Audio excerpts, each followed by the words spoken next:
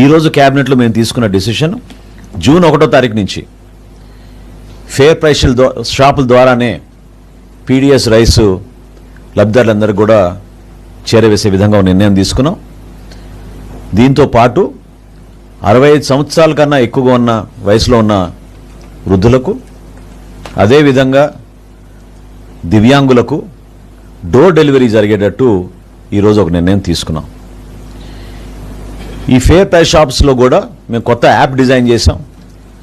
Ration చాలా పక్కాగా మేము మానిటర్ చేసుకునే విధంగా నెక్స్ట్ ఫేజ్లో మేము ప్రతి షాప్లో కూడా సీసీ కెమెరాలు కూడా ఏర్పాటు చేసి వాళ్ళ సర్వీసెస్ని మేము పెంచే విధంగా కేంద్ర ప్రభుత్వంతో చర్చించిన తర్వాత ప్రాథమిక అనుమతులు వచ్చినాయి మాకు.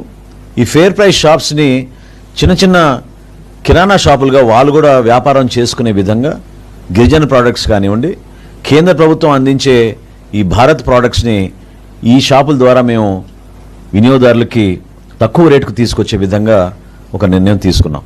ఈ 9,260 వ్యాన్లు ఎవరి పేరు మీద అయితే ఉన్నాయో బెనిఫిషరీస్, వాళ్ళందరికీ కూడా ఈ యాసెట్ని అంటే ఈ వ్యాన్ని ఉచితంగానే వాళ్ళకి ట్రాన్స్ఫర్ చేసే విధంగా ఒక నిర్ణయం తీసుకున్నాం.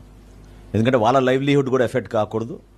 వాళ్ళు ఈ వ్యాన్స్ని ఉపయోగించుకుని వాళ్ళు కూడా గూడ్స్ డెలివరీయో లేకపోతే ఇంకో దానికో ఈ వ్యాన్ని ఉపయోగించుకునే విధంగా ఆ బెనిఫిషరీస్కే ఈ 5 కార్పొరేషన్లు, SC corporation, ST corporation, BC corporation, EBC corporation, అదేవిధంగా minority Muslim and Christian finance కార్పొరేషన్కి ఇటు యాసెట్స్ మేము ట్రాన్స్ఫర్ ఆటోమేటిక్గా జరిగిపోయినప్పుడు వాళ్ళ దగ్గర నుంచి ఆ బెనిఫిషరీస్కి ఎవరైతే 10% కట్టారో ఇనీషియల్గా వాళ్ళందరికీ కూడా ఈ వ్యాన్లు మళ్ళీ తిరిగి ఇచ్చేటట్టు ఉచితంగా రాష్ట్ర ప్రభుత్వం నుంచి ఆ నిర్ణయం తీసుకుని ఇంతటితో ఈ పీడిఎస్ రైస్ ఉక్కుపాదంతో కూటమి ప్రభుత్వం తీసుకున్న నిర్ణయాలు మనం ముందు తీసుకెళ్తున్న తరుణంలో ఈ పర్టికులర్ నిర్ణయం ఖచ్చితంగా దానికి దోహదపడుతుందని మేము భావిస్తున్నాం.